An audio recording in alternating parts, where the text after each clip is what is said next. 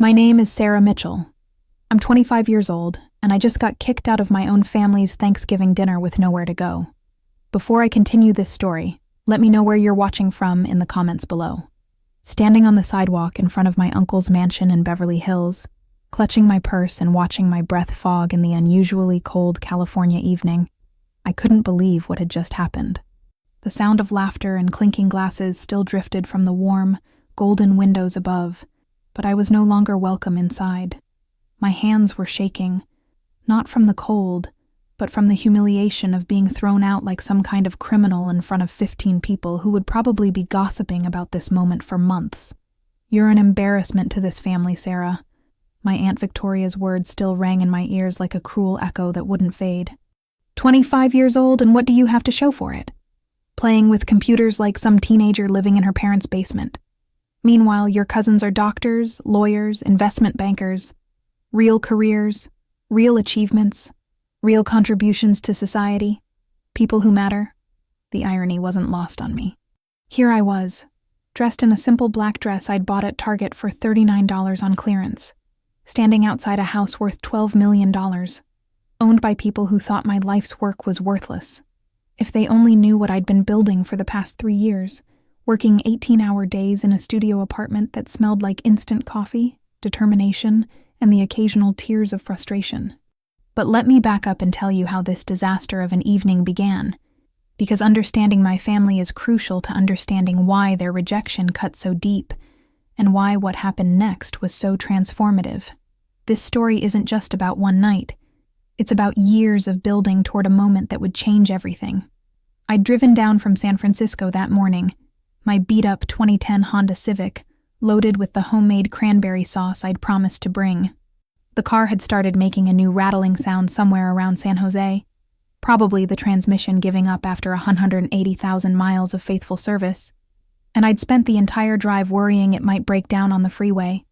A breakdown would have meant a tow truck, a repair bill I couldn't afford, and missing the family dinner that I'd been both dreading and anticipating for weeks. Despite everything, I was actually excited to see everyone.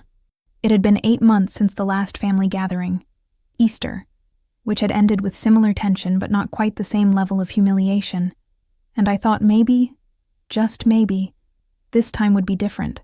Maybe this time they'd be ready to hear about what I'd accomplished. Maybe this time they'd see that their weird little niece who played with computers had actually built something extraordinary. The Mitchell family Thanksgiving had always been held at Uncle Robert and Aunt Victoria's house in Beverly Hills, a tradition that went back 15 years to when Uncle Robert's real estate empire had grown large enough to afford a house that could accommodate the entire extended family.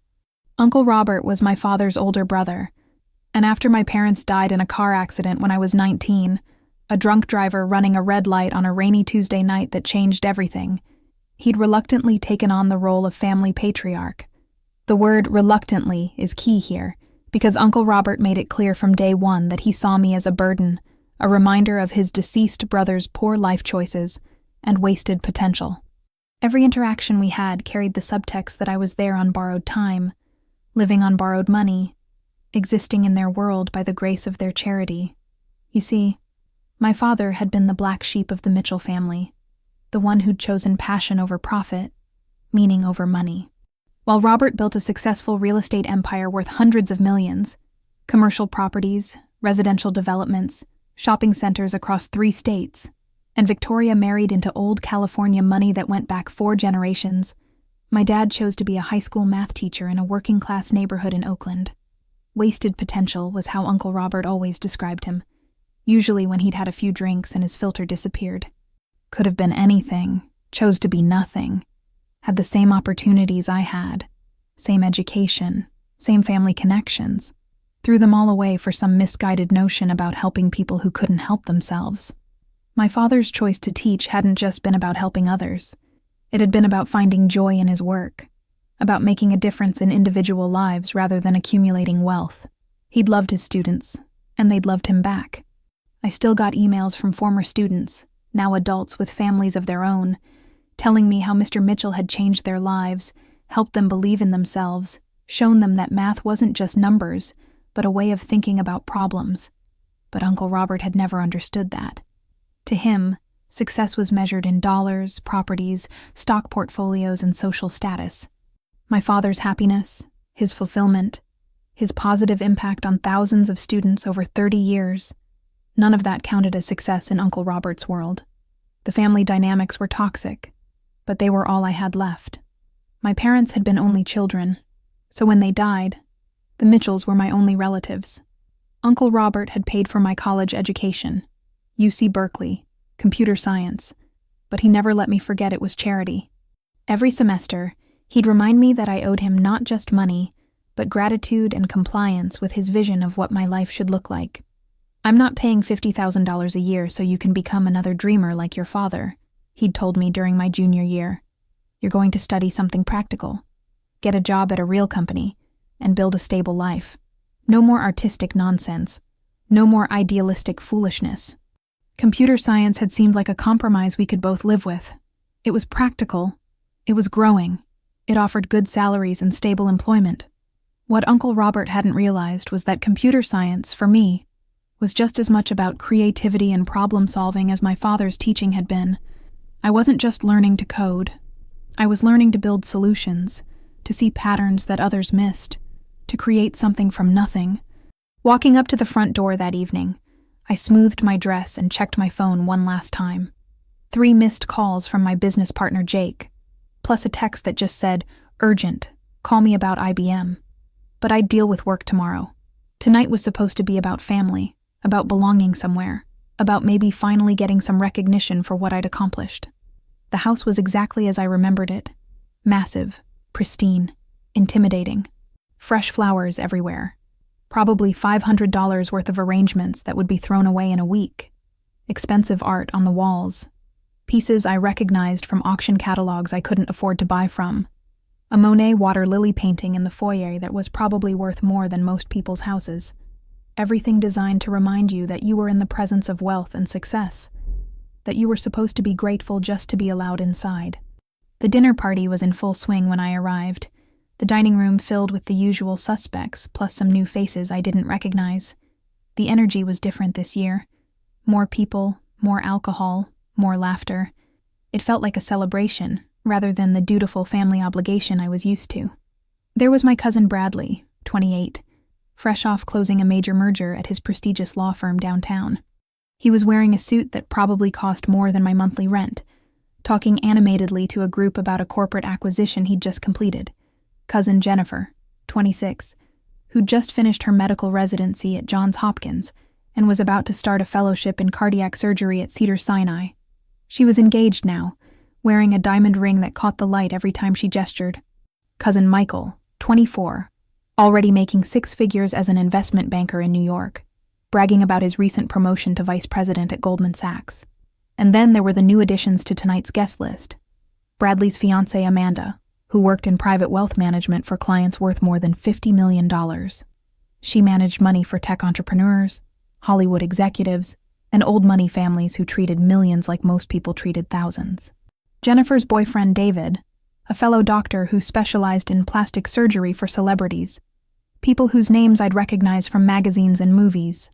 Michael had brought his girlfriend Sophia, who was apparently some kind of art dealer who sold paintings to tech billionaires and hedge fund managers. Each of these people represented not just success, but success at the highest levels. They weren't just doing well. They were excelling in fields that shaped culture, influenced policy, and commanded respect from the most sophisticated people in the world. And then there was me, Sarah, the girl who played with computers and lived in a studio apartment in the Mission District that I could barely afford. Sarah. Victoria's voice had that fake sweetness she reserved for people she tolerated out of obligation. "How nice of you to join us. And you brought cranberry sauce. How thoughtful." The way she said it made it clear that my Target dress and homemade side dish were noted and found wanting compared to the catered feast spread across their dining room table. The other women were wearing dresses that probably cost more than I spent on groceries in 3 months, and here I was with my $39 clearance special and a dish I'd made in my tiny apartment kitchen. But I smiled and hugged her anyway, because that's what my mother would have wanted me to do. My mother had always believed that kindness was more important than wealth, that treating people well was more valuable than any amount of money. She'd taught me that dignity came from how you behaved, not from what you owned. "Sorry I'm a little late," I said, handing her the dish. Traffic was terrible coming down from the city, and I had to stop for gas. "Oh yes, you still live in that neighborhood," Victoria replied, as if the Mission District was some kind of war zone instead of one of the most innovative areas in the world. "How is that working out for you? Still safe?" The question was loaded with implication.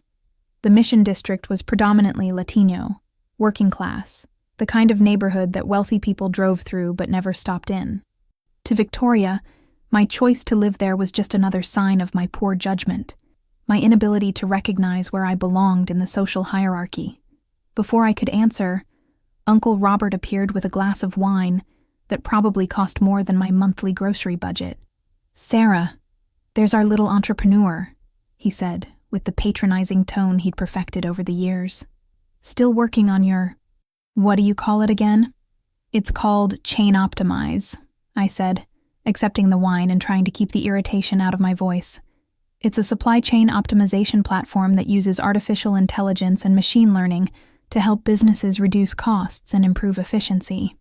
The words sounded impressive when I said them, but I could see from Uncle Robert's expression that he was already dismissing them. He'd heard variations of this pitch from me for 3 years, and his opinion hadn't changed. To him, anything that didn't generate immediate, visible profit was a hobby masquerading as work. Right, he said absently, already looking over my shoulder at more important guests. "Well, let's go meet the others. I'm sure they'd love to hear about your project." The dining room was a masterpiece of interior design, with a table that could seat 20 people comfortably. Tonight, there were about 15 of us, which somehow made the space feel even more intimidating. Crystal glasses caught the light from an enormous chandelier, and the place settings included more forks than I'd ever seen at one table. Fresh orchids served as centerpieces, flown in from Hawaii according to the casual conversation I overheard. I found my assigned seat, between Michael's girlfriend Sophia and a family friend I didn't recognize, and tried to settle into the rhythm of the evening. The conversation flowed around topics that felt simultaneously familiar and foreign. Stock market performance, property values in exclusive neighborhoods, vacation homes in Aspen, and Martha's Vineyard. Dinner started well enough. The conversation flowed around typical family topics. Bradley's latest case involving a corporate acquisition worth several $1 billion. Jennifer's research on innovative cardiac procedures that were saving lives at Johns Hopkins. Michael's success managing investment portfolios for high-net-worth individuals who trusted him with their family fortunes. Bradley just closed the Meridian acquisition, Uncle Robert announced proudly. $18 billion. The largest deal his firm has ever completed. The due diligence process was incredible, Bradley said, clearly enjoying the attention. 6 months of analyzing every aspect of the target company's operations, finances, legal structures. 300 lawyers working around the clock. When you're dealing with that kind of money, every detail matters. Amanda nodded enthusiastically. My wealth management clients have been calling all week asking about investment opportunities in the merged entity. When Bradley's firm completes an acquisition, it usually signals significant growth potential. I sat quietly, picking at the turkey and listening to everyone talk about their achievements. Each story seemed designed to highlight not just success, but impact. These weren't just jobs. They were careers that mattered, that influenced important outcomes, that commanded respect from sophisticated people. Jennifer started talking about her research on minimally invasive cardiac procedures. We're seeing mortality rates drop by 15% using the new techniques I've been developing. The recovery time is cut in half, and patients can return to normal activities in weeks instead of months. That's incredible, David said, clearly impressed. The ripple effects must be enormous. Reduced healthcare costs, improved quality of life, families getting their loved ones back sooner. Exactly, Jennifer replied. We're talking about potentially saving thousands of lives per year once these procedures become standard. It's why I went into medicine in the first place. Michael jumped in with his own success story. I just completed a portfolio restructuring for a client that netted them $47 million in additional returns. They're using the money to fund educational scholarships for underprivileged kids. Sometimes the financial world gets a bad reputation, but when you do it right, everyone wins. I found myself feeling smaller with each story. These people weren't just successful, they were changing the world in measurable, important ways, saving lives, creating jobs, funding education. What was I doing by comparison? Building software that helped businesses save money on shipping costs? So Sarah, Uncle Robert finally turned his attention to me about halfway through the main course. Still living in that tiny apartment in San Francisco? Still, what is it you do again? The question was clearly rhetorical. He knew exactly what I did, but it was his way of putting me on display for the new people at the table, of highlighting the contrast between their success and my, whatever I represented. I'm a software developer, I said, keeping my voice steady despite the growing attention. I'm working on some projects that are really exciting. Projects? Victoria's eyebrow arched in that way that suggested she was about to enjoy herself. You mean you still don't have a real job? It's been 3 years since graduation, Sarah. I could feel the attention of the entire table focusing on me, and not in a good way. Amanda stopped mid-conversation with Jennifer to listen. David put down his fork. Sophia actually turned in her chair to get a better view of what was clearly about to be some kind of entertainment. I do have a real job, Aunt Victoria. I freelance for several companies, including some major tech firms in Silicon Valley, and I'm also working on my own startup. The word startup seemed to amuse them in a way that made my face flush. Bradley actually chuckled, a sound that carried just enough condescension to make everyone else smile. Startup? Bradley said, swirling his wine like he was contemplating something profound. Sarah, do you know how many startups fail? 90% of them are dead within 5 years. 95% never make a profit. 98% of founders end up broke and looking for regular jobs. You need to think about your future, about stability, about building something real. It is real, I protested, but my voice sounded smaller than I'd intended. Real how? Michael jumped in, clearly sensing blood in the water. Real like it pays your rent? Real like it provides health insurance? Real like you could support a family with it? Real like you have employees and payroll and actual business infrastructure? Sophia, who had been quietly observing until now, decided to join the pile-on. I work with a lot of tech entrepreneurs in my art business, she said with the authority of someone who'd probably never written a line of code in her life. The successful ones have clear business models, measurable revenue streams, and professional management teams. They work out of real offices, not apartments. Your father thought the same way, Uncle Robert added, his voice taking on that disapproving tone I knew so well. Always chasing dreams instead of facing reality. Always thinking the world owed him something just because he had good intentions and noble goals. Look where it got him. The comment about my father stung more than anything else they could have said.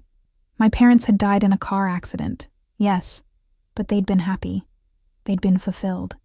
They'd made a difference in people's lives. The fact that they weren't rich didn't mean their lives were worthless. But I bit my tongue, because I'd learned long ago that defending my parents only made things worse with this family. It gave them more ammunition, more evidence of my supposed delusions. Jennifer, who'd been quiet during the initial assault, leaned forward with what she probably thought was sisterly concern. Sarah, you know we just want what's best for you. You're smart. You could go back to school, get an MBA, work for a real tech company. Google, Facebook, Apple, Microsoft. Companies that actually matter, that have proven business models, instead of this hobby. It's not a hobby, I said quietly, feeling the walls closing in around me. I've built something real, something that could actually help people. Help people how? Victoria's voice had an edge now, like she was losing patience with my delusions. By creating another useless app that nobody needs? Another piece of software that clutters up people's computers and phones? Amanda, apparently feeling left out of the demolition, decided to contribute her expertise. I work with a lot of tech entrepreneurs in my wealth management practice, she said authoritatively. The successful ones have clear business plans, registered corporations, intellectual property portfolios, and most importantly, revenue. They don't work out of apartments and talk about helping people. They focus on creating value that customers will actually pay for. David nodded sagely. In medicine, we have a saying, good intentions don't save lives. Competent execution does. It sounds like you have good intentions, Sarah. But intentions without results are just dreams. The conversation was heading in a familiar direction, and I could feel my chest tightening with each comment. Every family gathering ended the same way, with me feeling small and ashamed of my choices. But this time, maybe because of the new audience, maybe because I was tired of being the family disappointment, I decided to share something I'd been keeping to myself. Actually, I said, setting down my fork and looking directly at Uncle Robert, I've developed a platform that uses artificial intelligence and machine learning to help small and medium-sized businesses optimize their supply chains. It analyzes purchasing patterns, vendor performance, inventory levels, shipping routes, and logistics costs to identify inefficiencies and recommend improvements. I paused, taking a breath before delivering the part I was most proud of. The platform can reduce overall supply chain costs by up to 35%, while improving delivery times by an average of 28% and increasing customer satisfaction scores. It has already been adopted by over 200 companies across 12 different industries, from manufacturing to retail to food service to healthcare. We've helped businesses save over $8 million in combined costs in the past year alone. The table went quiet. I could see them processing this information, trying to figure out if I was lying or exaggerating. Bradley was doing that thing lawyers do when they're analyzing testimony for holes.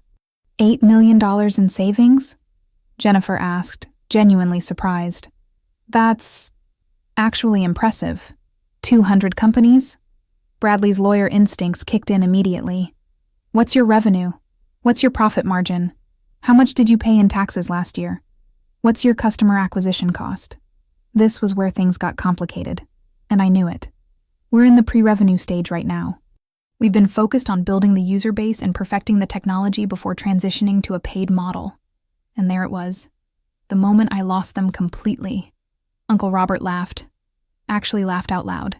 Pre-revenue? Sarah, that's just a fancy Silicon Valley way of saying you're making $0. You've been working for 3 years and making $0. That's not a business. That's an expensive hobby that you've convinced yourself is a career. Oh, but the savings are real, I tried to explain. The companies using our platform are documenting actual cost reductions. We have case studies, testimonials, verified results. Results that generate zero revenue for you, Victoria snapped. Sarah, do you understand how business works? Companies don't give you money for good intentions.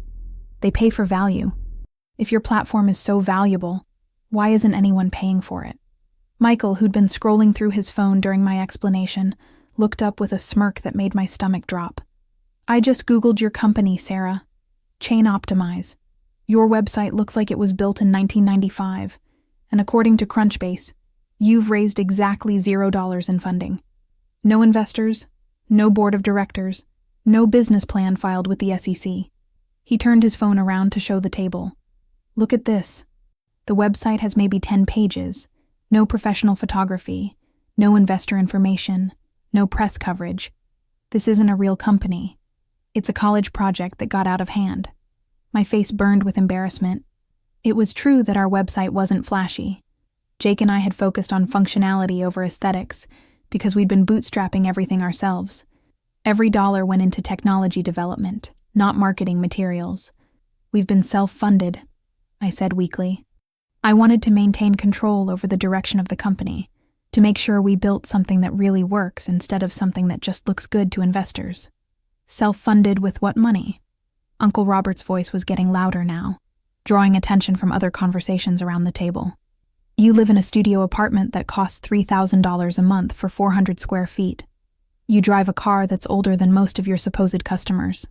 You shop at Target and bring homemade cranberry sauce to dinner parties. Where exactly is this self-funding coming from? The truth was painful to admit, especially in front of this audience. I'd been living off savings from my freelance work, eating ramen noodles most nights, and putting every spare dollar into the company. I'd maxed out 2 credit cards buying server space and development tools. I'd sold my few valuable possessions, including the jewelry my mother had left me, to pay for legal fees when we incorporated. I'd been living like a broke college student for 3 years, but I believed in what I was building. I'm investing in my future, I said, but my voice was smaller now, less confident. You're throwing your life away, Victoria snapped, her voice sharp enough to cut glass. Just like your father did. Do you want to end up like him? Dead broke with nothing to show for your dreams except a pile of debt and people feeling sorry for you? That was the line that shouldn't have been crossed. My parents had died in a car accident. Not from poverty or failure. They'd been happy, fulfilled people who'd made a difference in their community. Don't talk about my father like that. I'll talk about him however I want. Victoria stood up now, her voice rising enough that the entire dinner party had stopped to watch. He was my brother-in-law, and I watched him waste every opportunity he was given.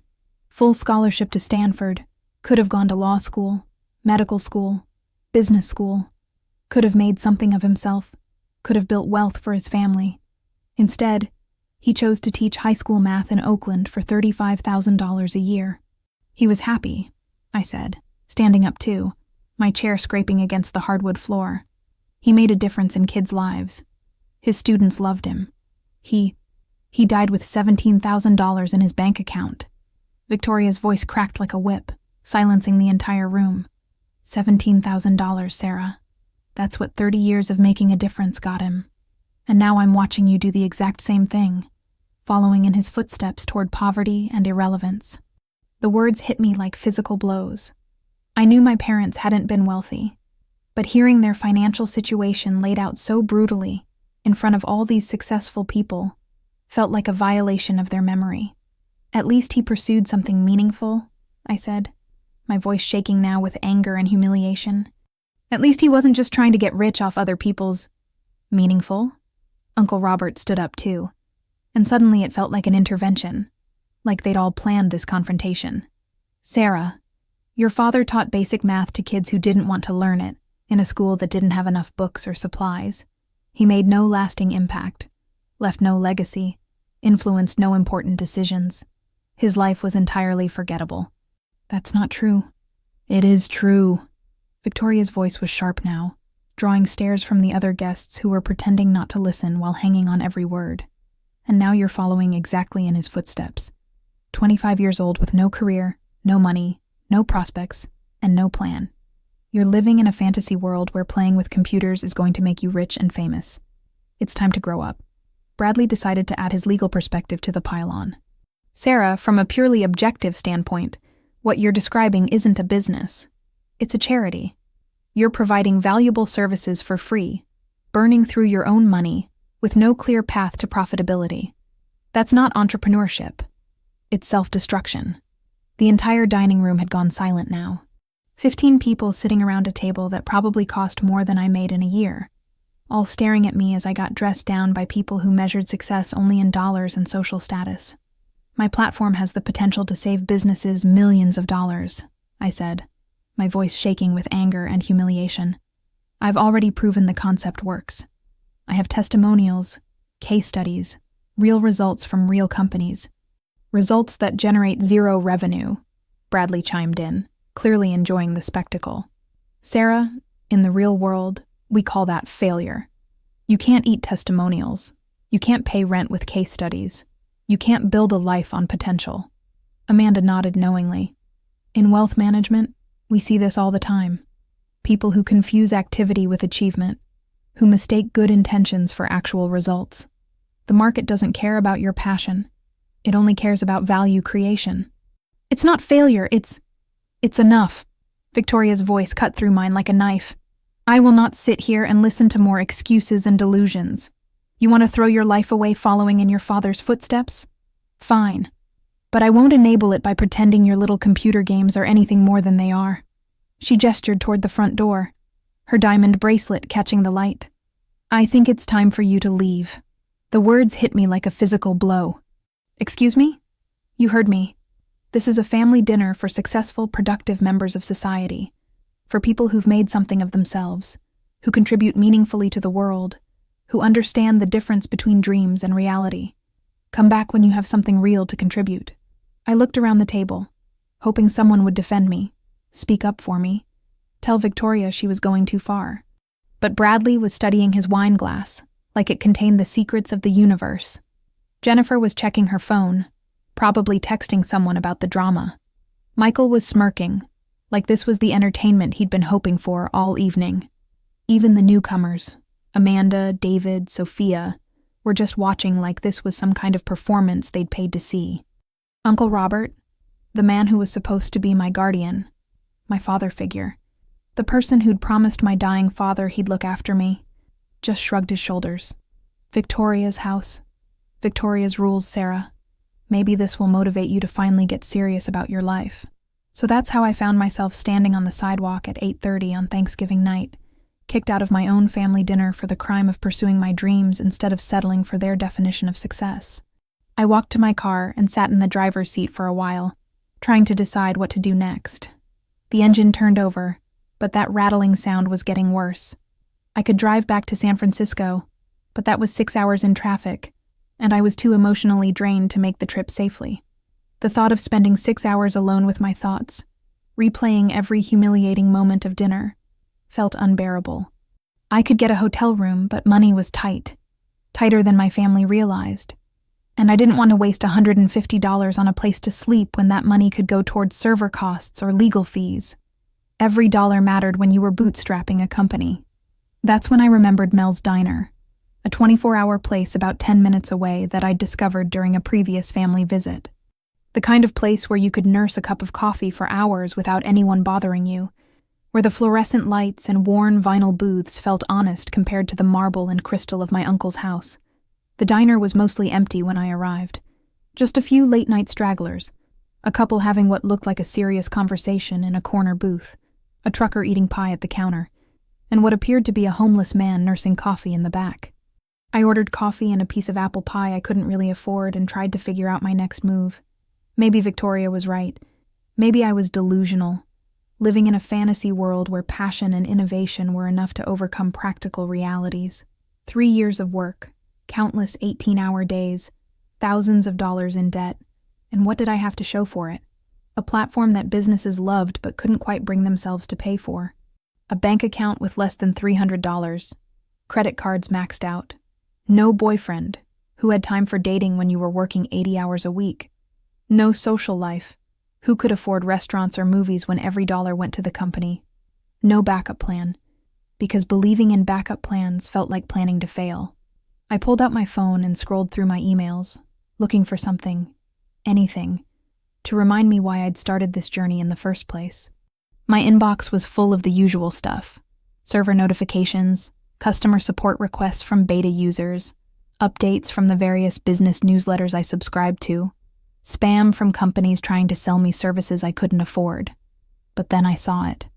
An email from yesterday that I'd been too nervous to open. The subject line made my heart race every time I looked at it. Chain Optimized Platform, IBM Enterprise Solutions. My heart started pounding. IBM had been one of the companies testing our platform for the past 2 months, as part of a pilot program for supply chain optimization technologies. They'd been completely silent since signing the pilot agreement, and I'd assumed they weren't interested. Big companies tested dozens of solutions. Most never went anywhere. With trembling fingers, I opened the email. Dear Ms. Mitchell, we have completed our comprehensive evaluation of the Chain Optimized platform and are extremely impressed with the results. Your AI-driven supply chain optimization technology demonstrated a 34% reduction in logistics costs and a 28% improvement in delivery accuracy across our test implementation with 3 major manufacturing partners. The technology integration was seamless, requiring minimal IT infrastructure changes. The user interface is intuitive enough for non-technical managers to operate effectively. Most importantly, the ROI calculations are compelling. We're projecting 7-figure annual savings if deployed across our global operations. We would like to schedule a meeting to discuss a full enterprise deployment across IBM's global operations and explore the potential acquisition of your company and technology. Please contact me at your earliest convenience to arrange a time to speak. This is a priority initiative for our 2024 strategic planning cycle with board-level visibility. Best regards, Janet Torres, Director of Strategic Acquisitions, IBM Enterprise Solutions, Direct 914-555-0127, email jtorres@ibm.com. I read the email 3 times to make sure I wasn't hallucinating. IBM wanted to buy my company. IBM, one of the largest technology companies in the world, with over 350,000 employees and annual revenue of $60 billion, wanted to acquire Chain Optimize. But even as excitement flooded through me, doubt crept in too. I was sitting in a diner at 9 p.m. on Thanksgiving, having just been kicked out of my family dinner for being a failure. Maybe this was just another dead end, another company that would string me along for months before disappearing. Maybe I was reading too much into standard corporate language. I started researching Janet Torres on LinkedIn, Director of Strategic Acquisitions at IBM Enterprise Solutions, Harvard MBA, 20 years of experience in technology M&A. She reported directly to the Senior Vice President of Corporate Development. This wasn't some junior employee sending exploratory emails. This was a serious person with real authority. I looked at her acquisition history. In the past 5 years, she'd overseen the purchase of 12 companies, ranging from $50 million to $2 billion in value. Software companies, AI startups, data analytics firms. Companies that were now integrated into IBM's core offerings, generating hundreds of millions in revenue. "Excuse me, miss?" I looked up to see an older man standing by my table. He was probably in his early 60s, with gray hair and kind eyes, wearing a simple cardigan sweater that looked like it had seen better days. Up close, the man I'd assumed was homeless looked more like someone who'd had a long day and didn't much care about appearances. "I'm sorry to bother you," he said, "but I couldn't help but notice you seemed upset. Are you all right?" This was a stranger, someone I'd never seen before, asking about my well-being in a way that my own family hadn't bothered to do. "I'm fine," I said automatically, then caught myself. "Actually, no, I'm not fine. But I don't really want to talk about it." He nodded understandingly, like he'd expected that answer. "Family trouble?" Something about his gentle manner made me want to tell the truth. "How did you know?" "It's Thanksgiving night. You're alone in a diner looking like someone just broke your heart, and you keep staring at your phone like it contains either salvation or damnation. In my experience, that usually means family." He gestured to the seat across from me. "May I? I promise I'm harmless. Just an old man who's been where you are." I nodded, and he sat down carefully, like his joints were stiff from too many hours in uncomfortable chairs. "I'm Henry," he said, extending his hand with the kind of firm grip that suggested he'd spent years in boardrooms. "Sarah." I shook his hand, surprised by how confident his handshake was despite his rumpled appearance. "So what happened, Sarah? Did someone tell you that you weren't good enough?" The question was so direct, so accurate, that I almost started crying again. "Something like that. Let me guess. You're pursuing something unconventional, something that doesn't make sense to people who measure success in traditional ways. And tonight, someone who should have supported you decided to tear you down instead." I stared at him. "How could you possibly know that?" Henry smiled sadly, the expression of someone who'd lived through his own share of disappointment and regret. "Because I've been exactly where you are. 43 years ago, I was sitting in a place just like this, wondering if everyone was right about me being a fool. What were you trying to do?" "I was trying to build a computer company. This was 1980, and most people thought personal computers were toys for nerds and hobbyists. My family, my friends, my girlfriend, they all told me I was wasting my time. Said I should get a real job, stop chasing fantasies, focus on something practical." I leaned forward, interested despite my misery.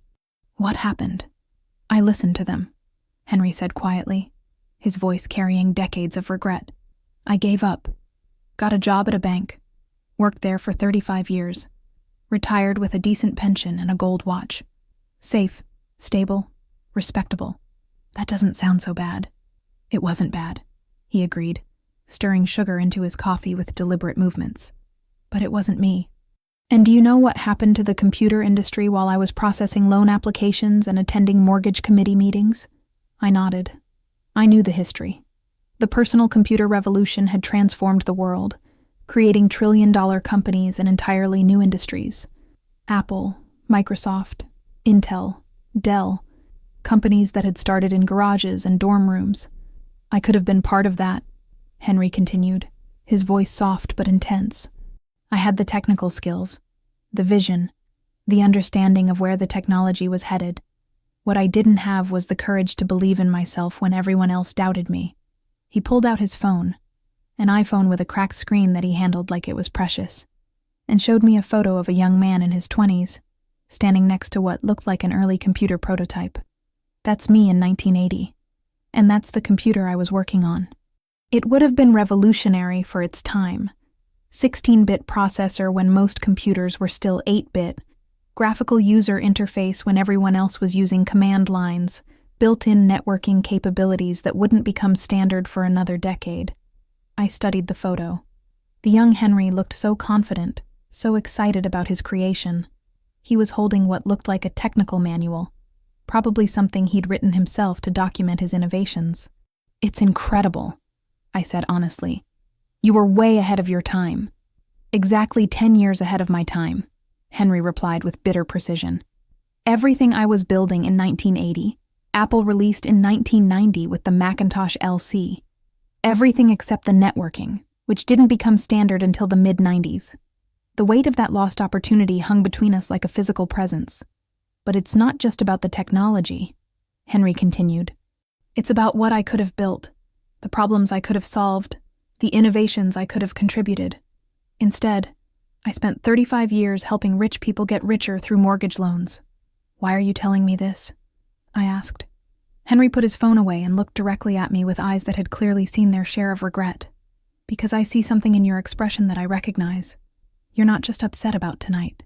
You're questioning everything, wondering if they might be right about you being delusional." He was right, and it scared me how easily he could read me.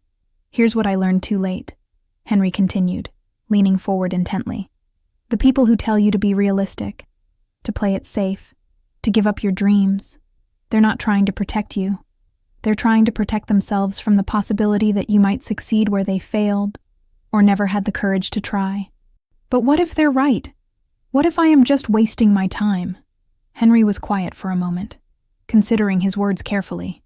"What exactly are you working on?" I found myself telling him everything. About Chain Optimize, about the 3 years of development, about the 200 companies that loved the platform but wouldn't commit to paying for it, about the maxed-out credit cards and the ramen noodle dinners, and the constant doubt that maybe I really was delusional.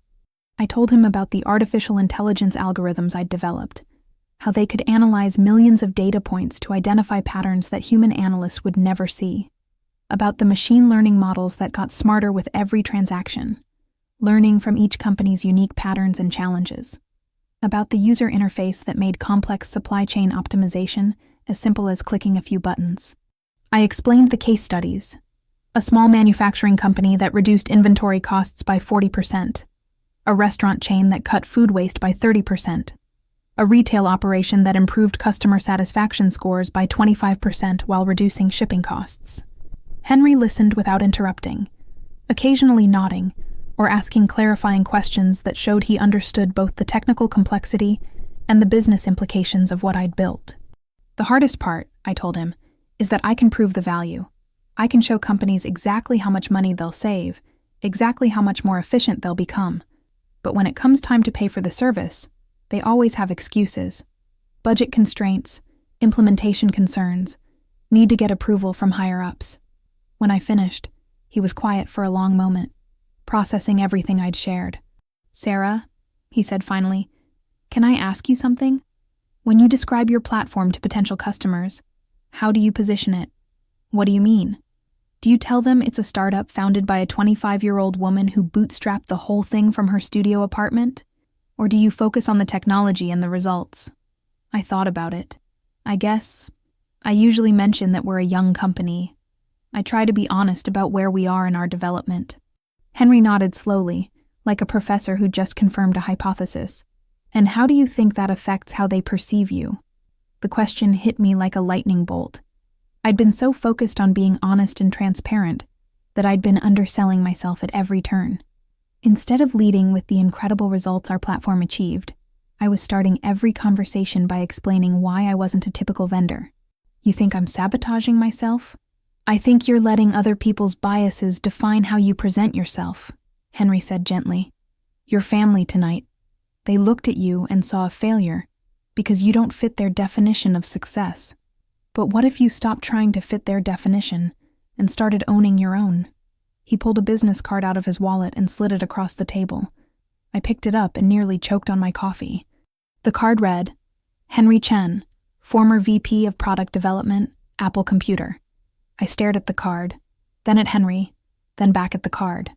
My mind was reeling. You worked at Apple? For 15 years, Henry said calmly. After I gave up on my own company, I eventually found my way back to technology. Worked on some products you might have heard of, the iMac, the early iPods, the transition to Intel processors. But I was always an employee, never the founder I could have been. Why didn't you tell me this earlier? Because I wanted you to hear my story as someone who gave up, not as someone with impressive credentials. The lesson is more powerful that way. He was absolutely right. If he'd led with his Apple background, I would have been starstruck and missed the point about courage and self-belief. But working at Apple, I said, that's incredible. You helped create products that changed the world. I helped, Henry emphasized. I was part of a team, a very talented team, working on Steve Jobs' vision. But I never got to pursue my own vision. Never got to build something from scratch. Never got to be the person standing on stage announcing a revolutionary new product. He paused, looking out the diner window at the empty street. Do you know what the biggest tragedy is? The computer I was building in 1980 would have changed everything. Not just the technology, but the entire timeline of innovation. We could have had graphical interfaces 5 years earlier, networking capabilities a decade sooner. The whole digital revolution could have happened faster. Henry, I said, can I show you something? I pulled up the IBM email on my phone and handed it to him. He read it carefully, his eyebrows rising with each line.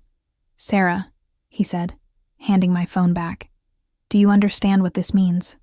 I think so, but I'm scared to get my hopes up. What if it's just corporate speak? What if they're not really serious? This isn't corporate speak. This is about reality. IBM doesn't send acquisition emails to companies with worthless technology. They've clearly tested your platform, verified its effectiveness, and decided they want to own it. He leaned forward intently, his voice taking on the authority of someone who'd spent years evaluating technology investments. What you've built isn't just a good product.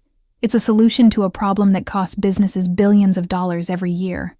Supply chain inefficiency is one of the biggest hidden costs in corporate America.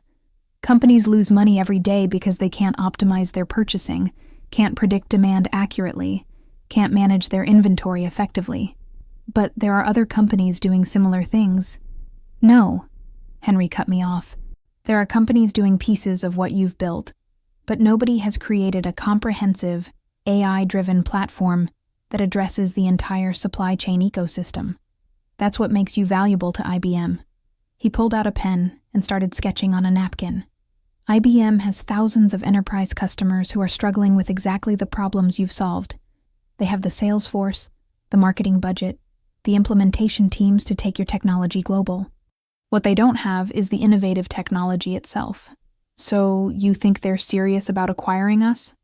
I think they're serious about acquiring you, Henry corrected. From what you've described, you're the technical genius behind this platform.